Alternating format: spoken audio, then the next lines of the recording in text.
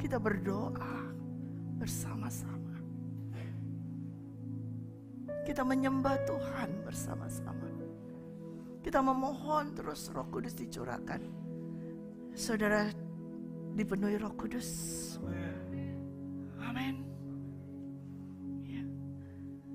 Karena Tuhan Yesus berkata di dalam Yohanes 7 ayat 37 sampai 39. Barang siapa haus, baiklah ia datang kepadaku dan minum.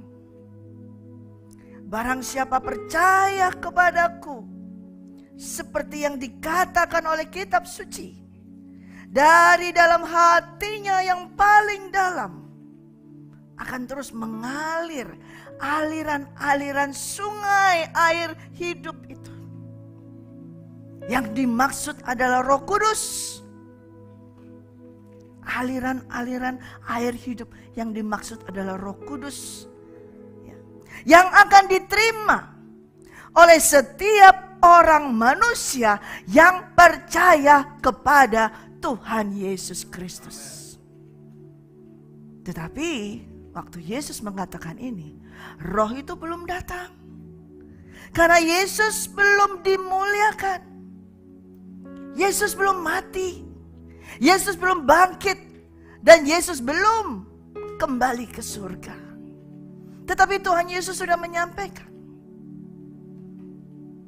setiap orang yang percaya kepadanya akan menerima aliran-aliran air yang hidup, yaitu Roh Kudus yang terus keluar dari dalamnya, dari dalam hatinya terus keluar, terus keluar.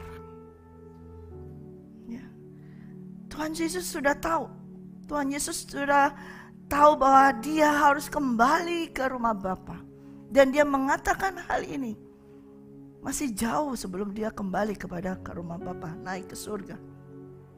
Tapi Tuhan sudah mempersiapkan bahwa setiap orang yang percaya kepadanya pasti menerima Roh Kudus. Dan Tuhan juga berkata, ketika saat itu dia berada di Galilea, di dalam di dalam Lukas 4 ayat 16 sampai 21. Ketika dia setelah dibaptis Roh, keluar dari sungai Yordan dibaptis. Dan saat itu juga dia dibaptis oleh Roh Kudus. Dan saat itu juga dia dipenuhi oleh Roh Kudus. Dan saat itu juga ia diurapi oleh Roh Kudus. Dan dia datang ke rumah ibadat. Dan kepadanya diberikan kitab Yesaya. Dan dia membaca di dalam kitab Yesaya. Roh Tuhan ada padaku. Yaitu di sini adalah Mesias itu. Karena dia telah mengurapi aku untuk memberitakan kabar baik kepada orang miskin. Dia telah mengutus aku untuk mengumumkan pembebasan, pengampunan kepada para tawanan iblis. Dan untuk memulihkan penglihatan bagi setiap orang yang buta. Untuk membebaskan mereka yang tertindas, yang hancur. Dan untuk mewartakan tahun rahmat Tuhan, yaitu hari yang telah disediakan menjadi hari keselamatan dan perkenanan Tuhan yang begitu melimpah. Hari keselamatan adalah ketika setiap orang percaya akan Tuhan Yesus Kristus. Itulah tahun rahmat Tuhan. Itulah hari keselamatan. Dia terus memberitakan itu semua. Dan ketika dia memulai pelayanannya itu, dia membutuhkan Roh Kudus. Ketika setelah dia dibaptis dan dia memulai pelayanan, dia sangat membutuhkan Roh Kudus. Dan dia menerima kepenuhan daripada Roh Kudus itu seketika ketika ia dibaptis air. Langsung saat itu juga dia dipenuhi oleh Roh Kudus. Dan saat itu juga dia diurapi oleh Roh Kudus. Karena dia harus memberitakan kabar kepada orang-orang miskin. Karena dia harus membebaskan tawanan-tawanan. Karena dia harus memberikan penglihatan kepada orang yang buta. Orang yang buta di sini kedua sisi. Buta secara fisik maupun buta secara roh.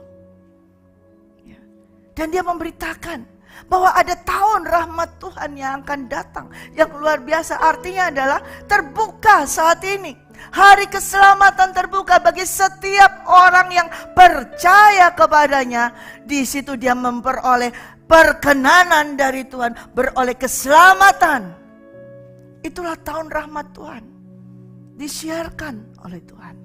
Dan untuk melakukan itu dia sangat membutuhkan Roh Kudus. Lalu ketika dia naik ke surga, kembali kepada Bapa, dia juga berkata kepada murid-muridnya. Karena dia juga mengutus murid-muridnya untuk melanjutkan pekerjaannya, untuk memberitakan hal-hal tersebut. Yang dia lakukan tadi, itu harus diteruskan oleh para muridnya. Dan para murid ini harus dipenuhi oleh Roh Kudus. Harus mengalami seperti yang Yesus alami. Oleh karena itu dia berkata kepada para murid-muridnya, diam, tunggu. 10 hari tunggu, kamu berdoa. Kamu berdoa, kamu membaca firman, berdoa terus sampai kamu menerima kuasa dari yang Maha Tinggi. Sebelum itu mereka bertanya, kapan Tuhan? Kapan kau pulihkan kami? Kapan kau pulihkan Israel, bangsa Israel? Kami terpuruk. Pada saat itu Israel berada di jajahan Romawi, terpuruk. Tuhan berkata di dalam Kisah Rasul 1 ayat 8. Artinya Tuhan berkata, kamu gak usah tanya kapan aku akan memulihkan bangsa Israel. Tetapi kamu akan menerima kuasa kalau Roh Kudus turun atas kamu. Supaya kamu apa? Menjadi saksiku. Di mana? Yerusalem, Yudea, Samaria, dan sampai ke ujung bumi. Yaitu sampai ke tempat kita saat ini berada. Murid-murid mentaati perintah Tuhan. Dan mereka diam. Mereka diam menantikan kuasa yang Maha Tinggi itu dicurahkan. Mereka taat, mereka setia menantikan. Nah saudara, setiap orang yang percaya, setiap orang yang percaya kepada Tuhan Yesus Kristus harus mengalami 4 hal ini. Pertama, dia harus menerima Roh Kudus.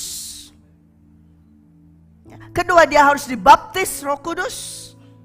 Ketiga, dia harus dipenuhi Roh Kudus. Dan keempat, dia harus diurapi Roh Kudus. Setiap orang yang percaya kepada Tuhan Yesus akan mengalami 4 hal ini. Kalau ada yang menolak ketiganya, hanya menerima saja Roh Kudus, tidak mau dibaptis Roh Kudus, tidak mau dipenuhi oleh Roh Kudus, bahkan tidak mau diurapi, maka Injil keselamatan itu tidak menjadi Injil keselamatan kerajaan surga. Tidak menjadi full gospel. Hanya sebagian. Tapi setiap orang yang percaya kepada Yesus Kristus akan dan harus menerima 4 hal ini. Saudara percaya Tuhan Yesus? Amen. Saudara menerima Tuhan Yesus? Saudara dibaptis Roh Kudus? Saudara dipenuhi Roh Kudus? Saudara diurapi Roh Kudus? Amennya yang keempat ini, amin. Belum seperti itu. Harus saudara. Karena itu adalah kehendak daripada Tuhan. Ya. Jadi tidak bisa cuman diambil, aku mau menerima Roh Kudus. Aku mau dipenuhi, aku gak mau dibaptis. Oh aku mau diurapi, tapi aku gak mau dibaptis. Itu gak akan bisa. Ini semua harus berjalan berurutan. Dan itu adalah jenjang yang harus dialami oleh setiap orang percaya. Amin. Siapa di sini yang belum dibaptis Roh Kudus? Jangan malu, bisa angkat tangan. Ada yang belum dibaptis Roh Kudus? Saudara yang di rumah ada yang belum dibaptis Roh Kudus? Bila engkau itu, engkau ikuti menara doa saat ini, dan nanti terima baptisan Roh Kudus di dalam nama Tuhan Yesus Kristus. Lalu sekarang saudara, kalau saudara sudah menerima Roh Kudus, dibaptis Roh Kudus, menerima Roh Kudus itu sekali dalam kehidupan saudara. Yaitu ketika kita menerima Yesus Kristus, langsung kita menerima Roh Kudus sekali. Dibaptis Roh Kudus juga sekali dalam kehidupan. Tetapi dipenuhi oleh Roh Kudus ini terus menerus sepanjang hidup kita dipenuhi oleh Roh Kudus. Dan diurapi Roh Kudus. Nah, kalau diurapi Roh Kudus ini harus terus menerus di dalam hidupnya. Tetapi bila mau dan dikehendaki oleh Bapa, langsung menerima Roh Kudus. Tetapi yang kedua, dibaptis, itu harus ada juga sebagian daripada diri orang tersebut yang rela menyerahkan dirinya. Ya. Itu ada andilnya di situ, sebagian dari dirinya harus berkata, aku mau. Demikian juga ketika dipenuhi Roh Kudus. Di situ tergantung mau atau tidak. Roh Kudus sudah dicurahkan 2000 tahun yang lalu sejak hari Pentakosta. 2000 tahun yang lalu ketika murid-murid ada di loteng atas Yerusalem. Dan sampai sekarang Roh Kudus tetap dicurahkan. Tapi apakah semua orang itu menerima kepenuhan tersebut? Apakah setiap orang itu semua menerima dirinya itu dipenuhi oleh Roh Kudus? Belum, tidak semuanya. Dan lalu apakah setiap orang itu diurapi oleh Roh Kudus? Tidak juga, tidak semuanya. Bahkan ada yang tidak mau. Tetapi hal ini adalah kehendak dari Bapa. Kehendak dari Bapa, dan itu penting sekali. Ya, lalu sekarang kita harus tahu apa itu urapan. Saudara mau diurapi Tuhan? Saudara mau diurapi Roh Kudus? Apa itu urapan? Saudara harus tahu dulu apa itu urapan. Urapan itu adalah kuasa dari Tuhan. Kuasa dari Tuhan. Lalu kuasa itu apa? Saudara harus tahu dulu. Kuasa itu apa? Kuasa ini adalah kemampuan ilahi untuk mendapatkan hasil, menjadi sukses. Atau kemampuan ilahi untuk bisa melakukan apa yang tidak bisa dilakukan. Itu adalah kuasa. Ya. Jadi ketika urapan itu artinya apa? Kuasa ilahi untuk melakukan hal-hal yang tidak bisa dilakukan. Kuasa ilahi untuk melakukan segala sesuatu dan menghasilkan sukses. Itu adalah urapan. Ya. Ketika sudah mendengar arti seperti ini, pasti siapa yang mau diurapi Tuhan? Langsung angkat tangan tinggi. Oh, bisa berhasil, bisa sukses. Langsung angkat tangan, tidak satu aja, langsung dua, langsung saya mau begitu. Kalau mendengar artinya, langsung semua mau diurapi. Tetapi tunggu dulu. Karena pengurapan ini bukan hanya kayak dikasih. Nih, kasih kepada Linda, nih untuk Linda, ini untuk Nasya, begitu aja. Tidak. Pengurapan ini tidak hanya dikasih gift kayak seperti itu, tidak. Tapi gift yang sudah dikasih adalah ketika kamu menerima Yesus Kristus, kau menerima Rohnya yang kudus itu ada di dalammu. Tetapi belum pengurapannya. Kau belum menerima pengurapannya itu. Untuk bisa menerima pengurapannya itu, mari kita buka di dalam Yehezkiel 47. Ada level di dalam pengurapan. Yehezkiel 47. ayat 1 hingga 5 terlebih dahulu. Kemudian ia membawa aku kembali ke pintu bait suci, dan sungguh ada air keluar dari bawah ambang pintu bait suci itu dan mengalir menuju ke timur, sebab bait suci juga menghadap ke timur. Dan air itu mengalir dari bawah bagian samping kanan dari bait suci itu sebelah selatan mezbah. Lalu diiringnya aku keluar melalui pintu gerbang utara, dan di bawahnya aku berkeliling dari luar menuju pintu gerbang utara yang menghadap ke timur. Sungguh air itu membual dari sebelah selatan. Sedang orang itu pergi ke arah timur dan memegang tali pengukur di tangannya. Ia mengukur 1000 hasta dan menyuruh aku masuk ke dalam air itu. Maka dalamnya sampai di pergelangan kaki. Ia mengukur 1000 hasta lagi dan menyuruh aku masuk sekali lagi ke dalam air itu. Sekarang sudah sampai di lutut. Kemudian ia mengukur 1000 hasta lagi dan menyuruh aku ketiga kalinya masuk ke dalam air itu. Sekarang sudah sampai di pinggang. Sekali lagi ia mengukur 1000 hasta lagi. Sekarang air itu sudah menjadi sungai, di mana aku tidak dapat berjalan lagi, sebab air itu sudah meninggi, sehingga orang dapat berenang. Suatu sungai yang tidak dapat diseberangi lagi. Sampai situ dulu. Yeskel pada saat itu dia mendapatkan suatu penglihatan, pengalaman. Ya. Dia mendapatkan suatu revelation yang luar biasa. Ada sungai air yang keluar dari bait suci. Ya, dari bait suci kemudian dia melihat ada orang, ya, malaikat Tuhan. Itu membawa tali pengukur. Diukur dari bait suci keluar tuh diukur berapa? 1000 berapa? 1000 hasta. Nah, kurang lebih sekitar 500 meter. Satu hasta itu adalah kurang lebih 45 sampai 50 cm. Jadi menjadi 500 meter. Ketika diukur dari bait suci itu keluar, ambang bait suci itu dan keluar 500 meter.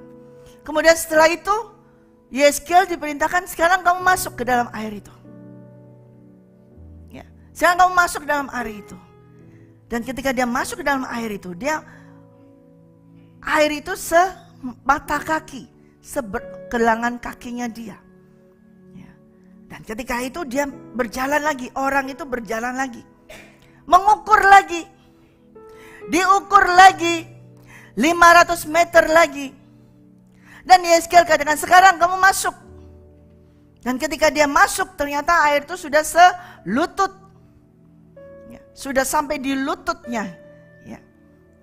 Kemudian ketika itu orang itu mengukur lagi, dari batas itu dia ukur lagi 500 meter lagi. Sekarang Yeskel untuk jalan lagi, masuk lagi. Ternyata air itu sudah sepinggang. Sudah sepinggang, bahkan mungkin sedada. Ya. Kemudian orang itu jalan lagi tetap. Dan mengukur lagi 500 meter lagi. Masuk lagi ke dalaman 500 meter lagi.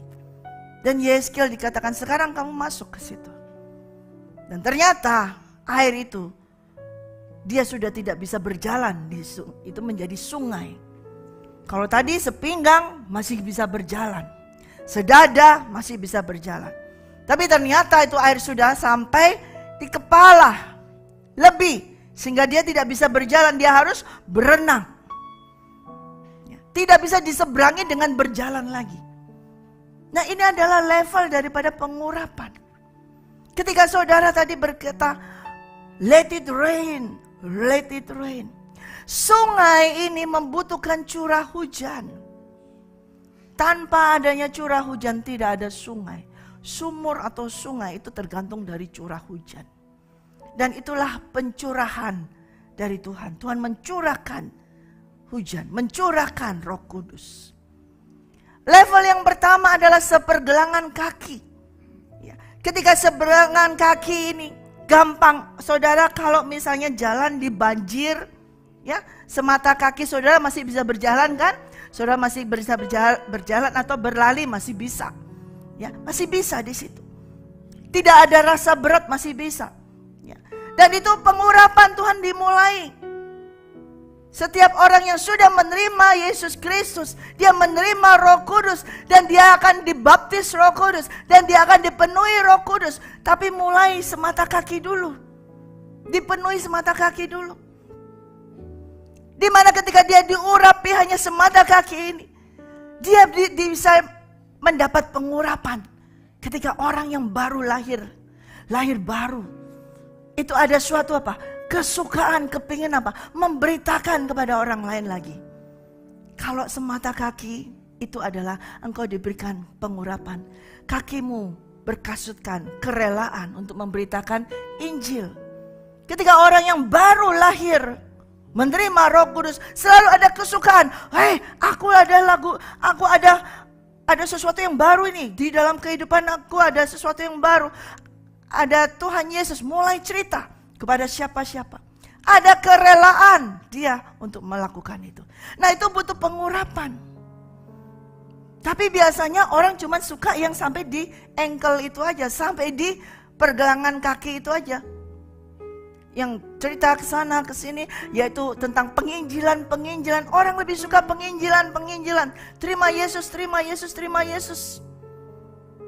Kadang enak, ringan jalannya kalau hanya kaki air semata kaki itu ringan. Betul kan? Malah kita bisa main ciprat-cipratan seperti itu enak. Oh, bisa ke sana, bisa ke sini, bisa lari sana, bisa ke sini, bisa penginjilan ke sana, bisa penginjilan ke sini, ke sana, ke luar negeri kemana, gampang, enak. Senang sekali orang kalau hanya semata kaki. Sudah berhenti situ aja. Oh, saya sudah menginjil kok, saya sudah membagikan firman kok, saya sudah melakukan semuanya kok. Wah, senang, sudah sampai di situ aja. Cukup sampai di situ aja. Ya. Tetapi Tuhan memberitahukan lagi. Sekarang kamu jalan lagi 500 meter lagi. Masuk lagi ke dalaman lagi 500 meter. Coba kamu seberangi. Dan airnya itu sudah menjadi selutut. Pernah ngalami banjir yang selutut? Pernah. Bisa jalan masih ya, tapi jalannya pasti sudah mulai begini kan, berat kan? Sudah mulai berat. Ya. Kalau air itu pencurahan Roh Kudus sudah selutut, ya, mulai di situ engkau bisa apa? Kalau kamu mau jalan lagi 500 meter tadi, kedalaman air itu akan sampai ke lututmu. Sehingga engkau bisa apa? Dapat pengurapan itu apa? Berdoa. Untuk berdoa itu butuh pengurapan. Untuk berlutut itu butuh pengurapan. Untuk bisa bersujud menyembah Tuhan itu butuh pengurapan dari Tuhan. Dan ketika kamu mulai bisa berdoa, ketika kamu bisa menyembah, ketika kamu bisa mendoakan orang dan orang itu sembuh. Oh sudah, saya sudah berdoa. Oh haleluya, setiap saya berdoa dijawab Tuhan. Setiap saya berdoa untuk orang, orang itu langsung diselamatkan. Semua langsung disembuhkan. Sudah, sekali di situ aja, sampai di sini aja. Lutut saja. Sampai di lutut saja, sampai di lutut. Sudah enak di sini. Lagian masih bisa ngeliat kanan kiri. Kalau di lutut masih bisa lihat kanan kiri. Aku gak mau lagi. I don't want more. Enough. Sampai di lutut saja. Soalnya doa saya sudah dijawab kok. Yang sakit disembuhkan. Yang susah diuburkan. Sudah sampai di situ saja. Tapi Yeskel diperintahkan masuk lagi ke dalam lagi 500 meter lagi. Banyak orang yang berhenti sampai di lutut. Worshiper itu berhenti di lutut. Menyembah. Oh cuma di situ aja enak. WL semua musik di mana. Oh haleluya menyembah seperti ini walaupun tangan terakhir ini. Tapi pengurapan Tuhan hanya sampai di lutut saja untuk bisa sujud menyembah. Tidak mau lebih dalam lagi. Tapi Yeskel diberikan go 500 meter lagi. Dan dia berjalan masuk 500 meter. Ternyata itu sudah sampai di pinggang. Bahkan sudah di dada, di pinggang. Pernah mengalami kau jalan sampai di pinggang gini dengan air? Pernah? Mudah atau sukar? Sukar. Sudah apa? Terasa berat. Berat sekali. Sudah berat sekali. Sudah berat sekali. Ya. Sudah berat, gak bisa lagi. Ya. Apa? Ngalami, aduh sakit. Siapa yang suka ngalami sakit pinggang? Aduh sakit. Kalau sudah sakit pinggang itu berhenti semua. Aktivitas semua berhenti. Pujian penyembahan berhenti. Sakit pinggang sudah gak bisa. Ini sakit pinggang seperti itu. Pinggang ini apa? Sudah ingat apa yang saya sampaikan beberapa bulan yang lalu? Pinggang itu berarti kekuatan, keperkasaan. Kekuatan kita itu ada di pinggang. Begitu engkau pinggangmu sakit, kamu sudah gak bisa apa-apa. Betul gak ibu-ibu, bapak-bapak? Opa-opa, oma-oma? Begitu pinggang udah ini sudah gak bisa mengambil, gak bisa ngambil gini justru gak bisa. Ini adalah terletak kekuatanmu. Ketika engkau diurapi sampai di sini, wah, kekuatan powerful, urapan luar biasa, kesembuhan terjadi, puji-pujian, semua mujizat KKR di mana-mana, powerful, semua terkenal di mana-mana. Karena pengurapan sudah sampai di pinggang, perkasa, oh perkasa sampai sini, bisa semuanya. Tapi level 1, 2, 3 ini adalah sangat berbahaya. Kenapa? Hanya sampai di sini. Tanganmu belum, semua belum. Ini masih bisa mengerjakan yang lain. Ini masih bisa mengambil yang lain. Mata, muka masih bisa melihat yang lain. Walaupun di sini ada urapan untuk pekerjaan Tuhan, KKR, kesembuhan, tapi tangan masih bisa ngambil sesuatu, persembahan yang lain. Tangan bisa ngambil persembahan yang lain. Mata, muka masih bisa melirik-lirik yang lain. Dan ketika mendengar sanjungan nama, tepukan tangan orang dilihat mulai ini bisa runtuh. Ingat level 1, 2, 3. Kaki, mata kaki, lutut, dan pinggang.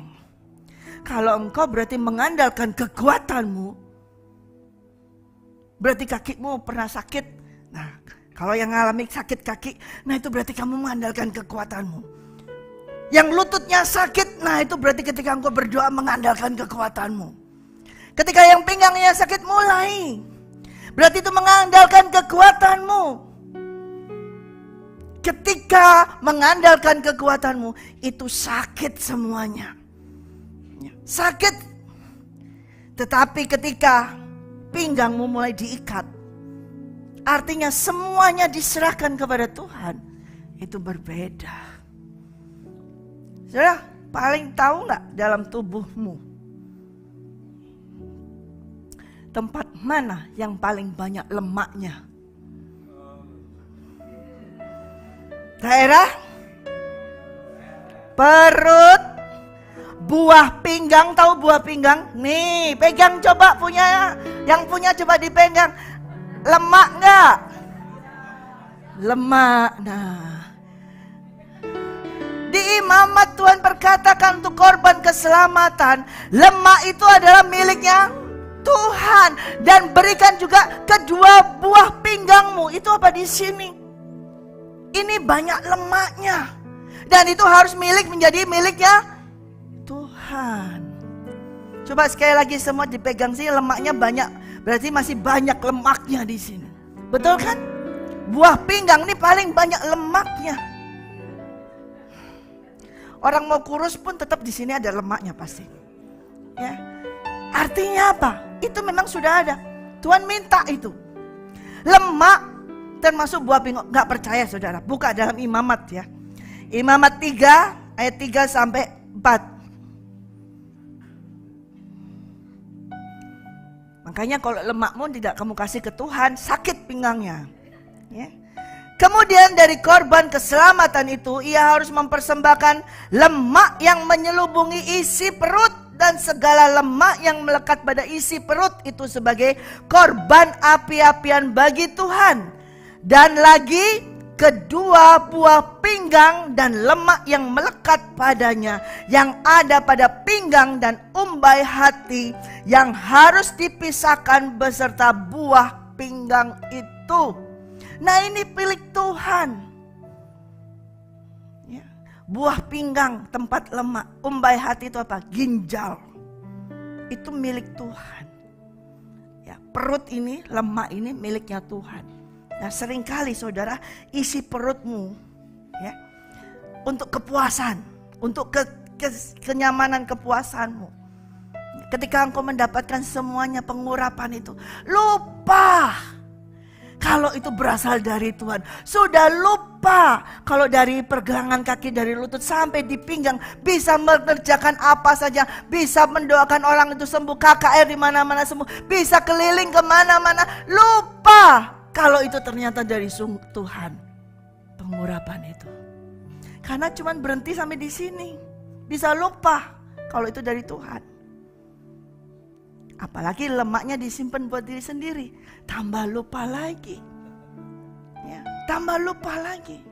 Minyak lemak itu punyanya Tuhan, saudara. Ya, jangan kau ambil. Ya, berikan kepada Tuhan. Oleh karena itu, Yeskiel kata, go deeper. Masuk lebih dalam lagi, 500 meter lagi. Dia masuk 500 meter lagi. Ternyata sungai itu sudah tidak bisa dijalani. Dia sudah tidak bisa jalan lagi, walaupun di pinggang tadi masih bisa jalan. Tapi ini sudah sampai di atas kepala, jadi dia harus berenang. Dia harus berenang. Ya, kalau sudah berenang seperti ini, saudara, ya, ketika itulah air sudah tinggi, dia sudah tidak bisa jalan. Artinya ketika masuk lebih dalam lagi, kalau kita hanya berhenti sampai di pinggang, engkau tidak mendapatkan apa-apa. Yang kau dapatkan adalah sakit pinggang, sakit lutut, sakit kaki pergelangan, karena engkau mengandalkan sampai di situ. Tapi malam hari ini firman Tuhan, going deeper, masuk lebih dalam lagi, 500 meter lagi, di mana kamu seberang sungai itu sudah tidak bisa jalan, kamu harus berenang. Siapa yang di sini nggak bisa berenang? Ya. Artinya di sini berenang adalah apa? Artinya dia ini tidak bisa berjalan. Dia mulai apa? Dipenuhi oleh Roh Kudus, penuh. Dan dia mulai apa? Berdoa dalam roh. Dia mulai apa? Minum air roh itu. Mulai minum. Kau berenang itu pasti keminum kan airnya? Mulai minum tuh air. Minum itu Roh Kudus. Mulai apa? Bergerak dalam roh. Mulai apa? Berjalan dalam roh. Mulai apa? Hidup dalam roh. Coba tayangkan skema Walking Habitual Fellowship with the Holy Spirit. Siapa yang belum punya ini, saudara bisa ambil nanti. Diagram. Nah, di yang level kedua, kalau engkau berenang itu berarti kamu sudah mulai apa? Dipenuhi, sudah penuh. Bahkan kadang-kadang minum air. Haus, tadi Tuhan berkata, barang siapa haus dia harus minum. Ya. Berdoanya sudah di dalam roh. Berjalannya di dalam roh, hidupnya di dalam roh, di dalam air, di dalam roh, dipenuhi, dan bahkan harus lebih deeper lagi, sampai apa? Menyelam untuk naik ke level yang ketiga. Itu menyelam, dan harus menyelam, dive, menyelam. Ketika menyelam di sini, saya lanjutkan di Yeskiel 47 ayat 6. Ketika dia menyeberang itu dengan berenang dan dia mulai menyelam, lalu ia berkata kepadaku, sudahkah engkau lihat, hai anak manusia? Ketika Yeskiel mulai berenang dan menyelam, justru dia bisa melihat. Melihat apa? Dalam perjalanan pulang, sungguh sepanjang tepi sungai itu ada amat banyak pohon. Di sebelah sini dan di sebelah sana. Ia berkata kepadaku, sungai ini mengalir menuju wilayah timur dan menurun ke arah Yordan dan bermuara di Laut Asin. Air yang mengandung banyak garam dan air itu menjadi tawar. Sehingga kemana saja sungai itu mengalir, segala makhluk hidup yang berkeriapan di sana akan hidup. Ikan-ikan akan menjadi sangat banyak. Sebab kemana saja air itu sampai, air laut di situ menjadi tawar. Dan kemana saja sungai itu mengalir, semuanya di sana hidup. Maka penangkap-penangkap ikan penuh sepanjang tepinya, mulai dari En-Gedi sampai En-Eglam. Daerah itu menjadi penjemuran pukat. Dan di sungai itu ada berjenis-jenis ikan, seperti ikan-ikan di laut besar, sangat banyak. Tetapi rawa-rawanya dan payah-payahnya tidak menjadi tawar. Itu menjadi tempat mengambil garam. Pada kedua tepi sungai itu tumbuh bermacam-macam pohon buah-buahan, dan daunnya tidak layu, dan buahnya tidak habis-habis. Tiap bulan ada lagi buahnya yang baru. Sebab pohon-pohon itu mendapat air dari tempat kudus itu. Buahnya menjadi makanan dan daunnya menjadi obat. Gak ada kata amin. Kalau engkau going deeper, sampai engkau dive, menyelam, engkau baru akan bisa melihat. Memang ketika tadi sampai sepinggang kamu bisa melihat, tapi yang kau lihat itu bukan sesuatu yang benar. Yang kau lihat itu adalah tipuan semuanya. Tetapi ketika engkau mau masuk lebih dalam lagi, berenang dan masuk lagi lebih dalam lagi, menyelam, maka engkau baru mendapat penglihatan yang sesungguhnya itu. Ada aliran sungai yang dimana membawa kemana air sungai itu pergi. Di situ ada kehidupan. Di situ ada kehidupan. Yang asin menjadi tawar sehingga hidup. Yang tawar bisa menjadi asin sehingga ada garam yang dihasilkan. Dan pohon-pohonnya tumbuh semua dan menghasilkan buah yang tidak pernah habis. Daunnya bisa jadi obat. Jadi ada kehidupan. Pengurapan itu kalau terus menerus sampai engkau melewati, sampai engkau di bawah pengurapan itu, terus menerus itu akan membawa kehidupan di dalam kehidupanmu. Bahkan di sekitarmu, kanan kirimu juga akan mengalami kehidupan itu. Tapi sukar. Disinilah, di dalam menyelam ini, mendengarkan suara samudra dari kedalaman air. Di sini mulai apa? Berdoanya oleh Roh Kudus, bukan tadi hanya dalam, tapi dikuasai oleh Roh Kudus. Dikuasai oleh Roh Kudus, dan ketika dia berjalan pun dia dikuasai oleh Roh Kudus, dan hidupnya dikuasai oleh Roh Kudus. Dan akhirnya dia bisa melihat yang tidak kelihatan. Mengalami apa yang dilihat yang tadi tidak kelihatan menjadi kelihatan, menjadi kehendak Bapa yang terjadi. Going deeper, sampai kamu dive, sampai kamu menyelam, itulah pengurapan. Terus menerus. Jangan berhenti kalau kamu sudah menerima mujizat Tuhan. Karena pengurapan itu bukan hanya untuk mujizat Tuhan. Pengurapan yang Tuhan berikan kepada kita bukan sementara, saudara. Pengurapan yang Tuhan berikan kepada kita itu sampai masuk ke surga. Kita perlu pengurapan daripada Tuhan. Bukan hanya untuk bisa sembuh, bukan hanya untuk bisa sukses, bukan hanya saja untuk bisa terkenal, bisa melakukan segala macam. Tapi pengurapan yang kita butuhkan, kita minta dari Tuhan adalah untuk sampai masuk ke surga. Dan itu sifatnya kekal selama-lamanya. Amin. Tapi memang sukar menyelam. Siapa yang pernah menyelam? Sukar. Menyelam itu sukar. Berenang aja tadi banyak yang gak bisa. Apalagi menyelam, itu sukar sekali. Tetapi saudara harus mau menyelam. Kalau kita tidak mau menyelam, kita tidak bisa menerima urapan. Saudara, untuk menerima urapan, tadi urapan ingat apa? Kuasa Tuhan. Kalau saudara mau menerima kuasa Tuhan, saudara harus mau dikuasai oleh kuasa Tuhan tersebut. Tapi banyak kali orang yang sampai di pinggang tadi, mereka tidak mau dikuasai oleh urapan. Mereka yang maunya menguasai urapan. Nah, ini berbahaya. Dari level ankle, knee, sampai hip, pinggang. Ini kebanyakan orang mau menguasai pengurapan. Ya. Dan kalau engkau mau menguasai pengurapan, berarti engkau tidak mau dikuasai oleh pengurapan. Maka engkau akan menerima urapan itu, kuasa itu akan berkuasa membunuhmu. Pengurapan itu akan membunuhmu sendiri.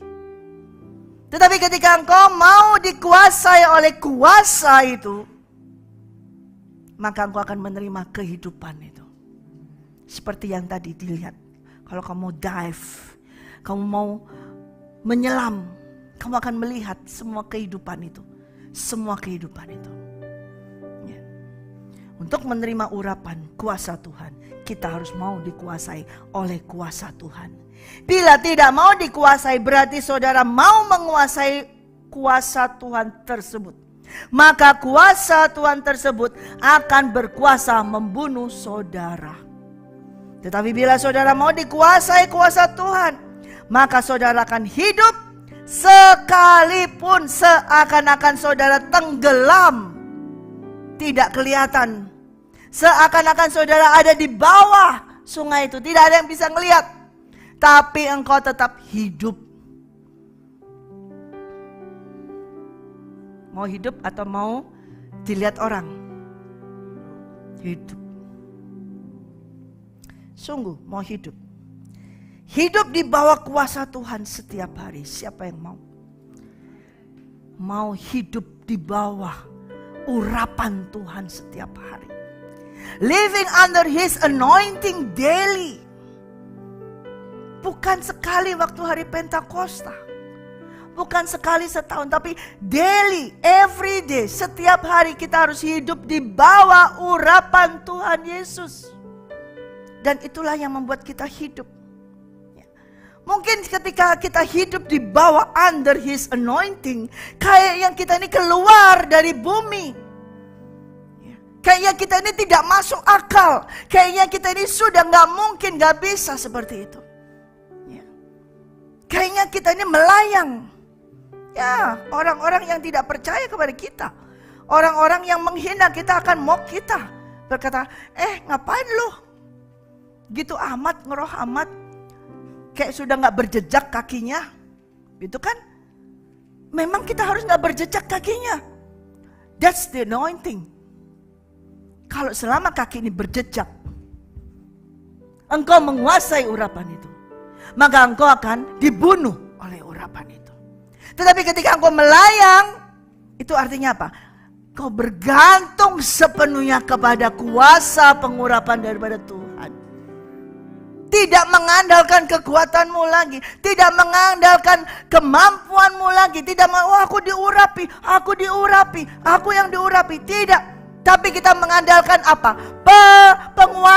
Penguasaan, pengurapan dari Tuhan yang membawa kita hidup. Bahkan berbuah. Amin. Seperti yang tadi ada di Yeskiel. Buah dari pohon kehidupan itu. Ini juga ada di dalam Wahyu. Kita buka di dalam Wahyu 21.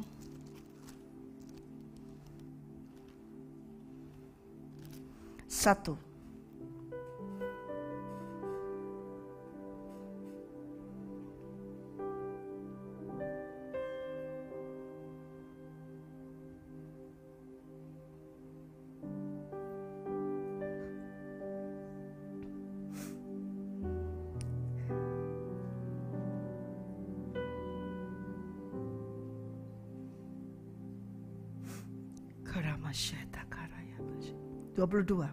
Lalu ia menunjukkan kepadaku sungai kehidupan, sungai air kehidupan yang jernih bagaikan kristal dan mengalir keluar dari tahta Allah dan tahta Anak Domba itu.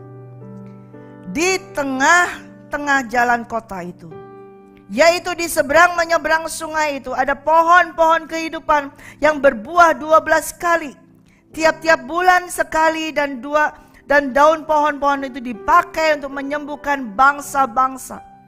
Maka tidak akan ada lagi laknat. Tahta Allah dan tahta Anak Domba akan ada di dalamnya, dan hamba-hambanya akan beribadah kepadanya. Dan mereka akan melihat wajahnya, dan namanya akan tertulis di dahi mereka. Dan malam tidak ada lagi di sana, dan mereka tidak memerlukan cahaya lampu, cahaya matahari. Sebab Tuhan Allah akan menerangi mereka, dan mereka akan memerintah sebagai raja selama-lamanya. Betul? Pengurapan itu sampai ada di surga. Betul? Jadi pengurapan dari Tuhan itu sifatnya kekal. Oleh karena itu saudara, jangan anggap enteng. Kalau kau sungguh-sungguh minta, hari ini kita berdoa sungguh-sungguh minta, urapi aku Tuhan. Jangan main-main. Jangan hanya mau sampai semata kaki. Jangan hanya mau sampai selutut. Jangan mau sampai sepinggang. Tapi biarkan itu sampai memenuhimu. Sampai engkau tidak bisa berjalan. Sampai engkau harus berenang. Sampai engkau harus menyelam. Karena pengurapan itu sifatnya kekal. Sampai selama-lamanya. Dan itu terus. Tingkatkan terus. Terus menerus tingkatkan. Ketika Tuhan mengurapi kita, ada hal-hal yang diinginkannya untuk kita lakukan. Ketika kita hidup di bawah kuasa Tuhan, di bawah kuasa urapan Tuhan setiap hari, saudara, bukan untuk pamer, bukan untuk show, bukan untuk menunjukkan, oh ini aku orang yang diurapi, aku orang yang diurapi. Ketika Yesus tadi saya bacakan di Lukas, ketika dia membuka, sekarang dia membaca semuanya, aku adalah roh Tuhan mengurapi aku. Dan kemudian dia menutup itu semua dan dia berkata, hari ini firman ini sudah digenapi. Setelah itu dia apa? Berjalan, melakukan segala kehendak Bapa, keliling, dia melakukan semuanya yang dikehendaki oleh Bapa. Ketika kita dipenuhi dengan Roh Kudus dan ketika kita dikuasai oleh Roh Kudus, kita dipenuhi dengan urapan Roh Kudus, maka manusia roh yang sesungguhnya lah yang dikehendaki oleh Tuhan Allah Bapa itu. Yaitu ketika kita mau dikuasai olehnya. Amin. Dan untuk apa? Untuk melakukan kehendak Bapa di surga. Bukan melakukan kehendaknya kita. Aku minta pengurapan supaya aku bisa sukses. Aku minta pengurapan supaya aku bisa berhasil. Aku minta pengurapan supaya jemaatku banyak. Aku minta pengurapan supaya aku kalau berdoa orang itu sembuhkan. Tidak. Kita meminta pengurapan dari Bapa, dari Roh Kudus, dari Tuhan Yesus. Adalah untuk melakukan kehendak Bapa, bukan kehendaknya kita. Sekalipun kau dikatakan, dihina oleh orang, dikatain kakinya gak berjejak, biarkan. Memang itu seharusnya manusia harus seperti itu. Ya, itu mereka berkata demikian karena mereka iri, karena mereka tidak mengalaminya. Tetapi engkau menerima pengurapan dari Tuhan. Ya. Satu ayat lagi. 1 Yohanes 2 ayat 20. 1 Yohanes 2 ayat 20. Tetapi kamu telah beroleh pengurapan dari yang kudus, dan dengan demikian kamu semua mengetahui. Nah, kalau kita menerima pengurapan dari yang kudus, kita bisa mengetahui hal-hal yang sesat, hal-hal yang tidak benar tentang antikris. Siapapun, kita tidak perlu menyelidiki seluk-beluknya dia. Kita tidak perlu mempelajari tentang antikris. Tapi ketika pengurapan itu kita terima sepenuhnya, engkau akan tahu bahwa ini adalah pengajaran sesat. Ini bukan dari Tuhan. Itu engkau sudah tahu. Tidak perlu mencari tahu lagi. tapi engkau sudah menerima pengurapan daripada Tuhan. 1 Yohanes 2 ayat 27. Sebab di dalam diri kamu tetap ada pengurapan yang telah kamu terima daripadanya. Karena itu tidak perlu kamu diajar oleh orang yang lain. Di sini katakan orang lain adalah orang yang sesat tersebut, yaitu antikris, yaitu orang yang punya pengajaran yang sesat. Tetapi sebagaimana pengurapannya mengajar kamu tentang segala sesuatu dan pengajarannya itu benar, tidak dusta. Dan sebagaimana ia dahulu telah mengajar kamu, demikianlah hendaknya kamu tetap tinggal di dalam Dia. Saudaraku yang kekasih, ketika engkau diminta pengurapan dari Tuhan, itu harus melewatimu. Engkau harus dibawa pengurapan itu. Jangan sampai engkau di atas pengurapan itu, tapi kita harus dibawa under the anointing of the Holy Spirit. Untuk apa? Supaya kita dikuasai. Ya. Sebab kalau kita tidak dikuasainya, maka itu menjadi pengajaran yang sesat. Itu menjadi dusta. Tidak ada kebenaran. Tetapi ketika kita mau dikuasai, maka kebenaran dari Tuhan itu menyelubungi kita semuanya. Ya. Kita jangan mau, saudara, gampang sekali langsung, sekali sedikit langsung di orbit, langsung cepat terkenal. Jangan, saudara. Ya, saya nggak mau naik daun. Jangan pernah engkau mau naik daun. Daun nggak ada kuasa. Dia kalau kena angin bisa terbang tinggi, tapi setelah itu jatuh turun lagi seperti itu. Itu daun. Tapi biarlah kita mau naik sayap dari burung Raja Wali. Dia punya kuasa mengepakkannya itu. Jangan mau cepat naik daun. Dan jangan naik daun, pasti jatuh. Ya.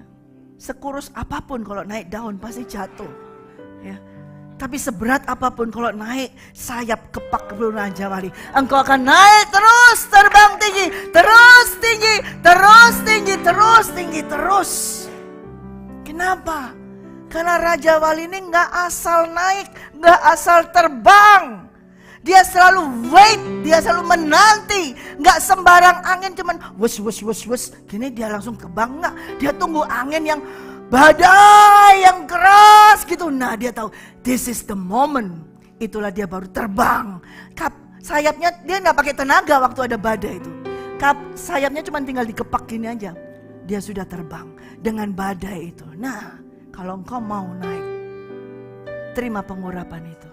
Harus lewat badai. Kalau tanpa lewat badai, tidak akan bisa. Ya itu tadi, kalau nggak mau badai, naik daun. Dengan angin yang gini udah terbang, tapi sudah lagi sebentar aja, nggak ada waktu 1 menit, jatuh lagi langsung. Tapi wait upon the Lord. Tunggu, seperti Raja Wali itu. Menunggu waktu yang tepat. Dan dia tidak mengerahkan tenaganya. Dia tidak gini. Dia tinggal begitu angin badai. Dia cuma kepakan gini aja. Dan dia menjatuhkan badannya. Tidak jatuh. Tapi diangkat. Terus sampai menembus matahari. Sampai terus naik angkat. Tanpa tenaga. Itulah burung Raja Wali. Siapa yang mau? Ya, pengurapan dari Tuhan. Itu akan mengangkatmu tinggi. Tapi harus under. Jangan sampai di bawah, di pinggang sini. Hati-hati. Kalau di bawah berarti yang kau mau dikuasai, dicengkram, dikuasai, maka engkau tetap hidup.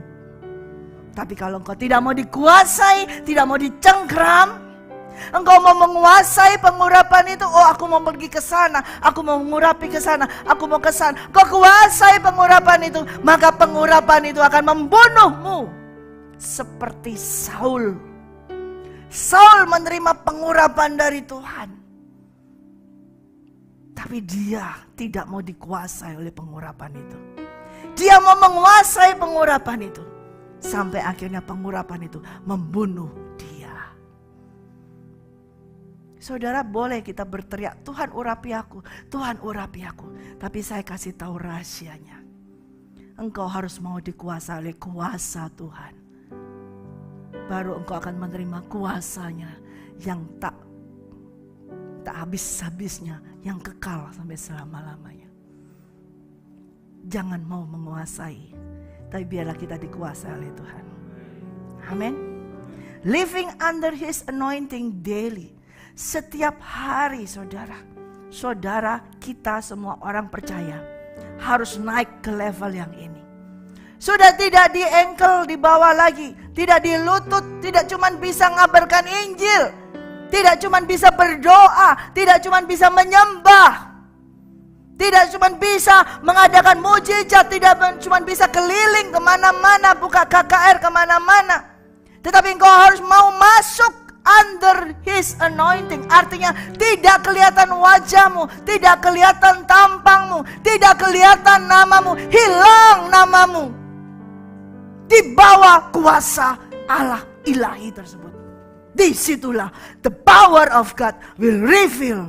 Kuasa Tuhan akan nyata. Itulah namanya urapan dari Tuhan. Amin.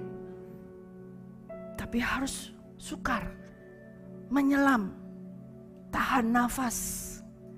Coba, ayo semua, bisa gak? Hitung berapa lama? Itu mah Ratna cuma diginiin, dia cuma diginiin, ada keluar yang begini. Itu nggak tahan nafas tuh.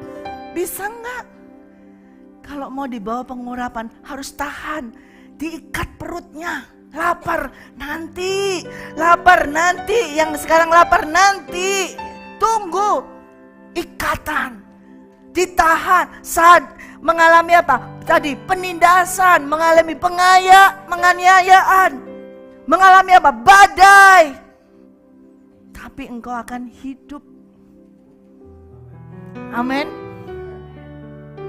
Apa cuman sampai di pinggang?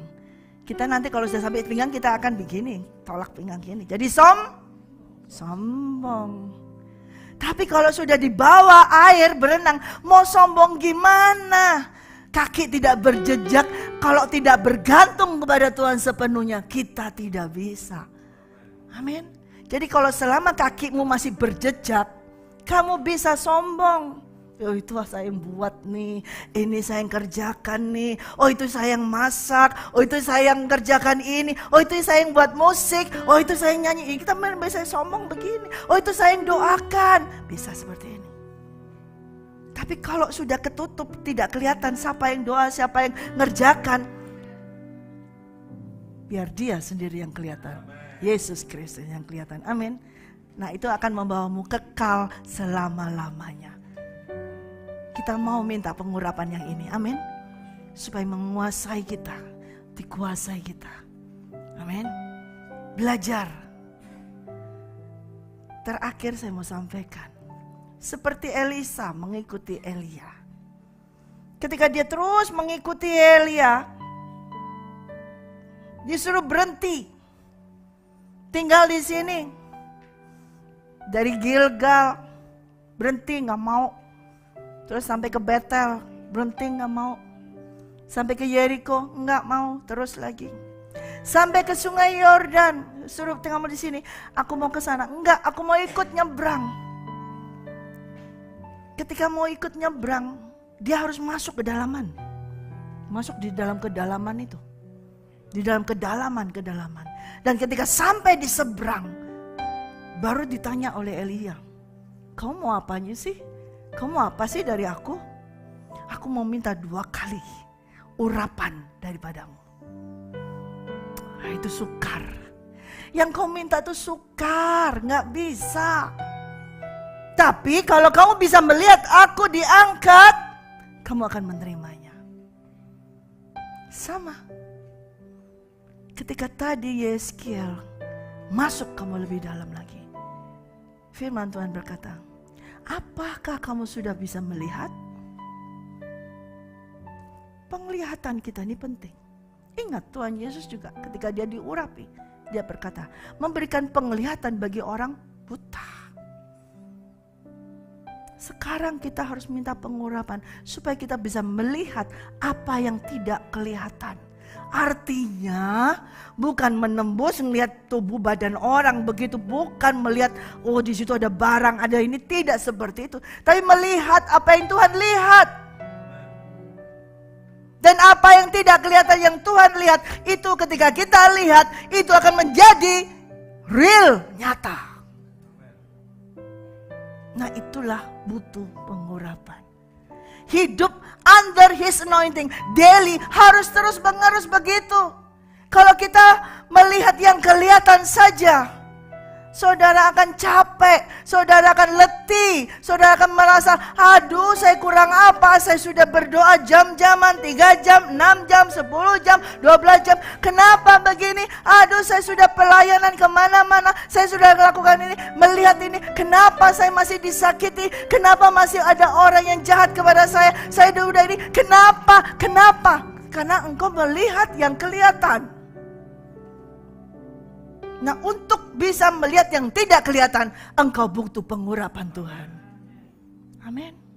Disitulah Roh Kudus ini dicurahkan. Supaya setiap orang yang percaya kepada Tuhan Yesus Kristus bisa melihat Dia, bisa melihat kehendak Bapa yang tidak kelihatan itu.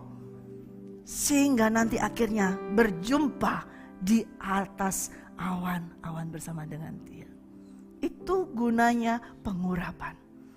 Jadi sekarang kita mau meminta sampai seperti Elisa. Aku mau 2 kali. Sehingga ketika dia melihat Elia diangkat. Dan ketika dia melihat itu, dia menerima 2 kali lipat. Yaitu melihat yang tidak bisa dilihat oleh orang. Kita butuh pengurapan. Korea Pasyeta Kara.